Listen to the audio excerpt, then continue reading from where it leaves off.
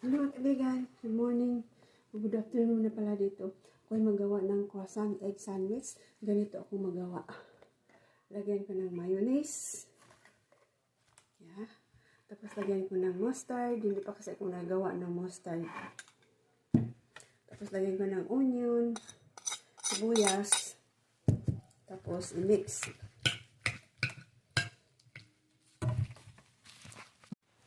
Tapos lagyan ko ng salt konti. Yan, ready na mga kaibigan. Ngayon, gawa na ko ng croissant sandwich. Yung croissant, laki-laki oh. Yan. Wala lang mayonnaise kasi meron ng ano to. Yung iba lagyan nila. Pero yung anak ko ayaw niya yung ano. Gusto niya yung ganito lang. Yan.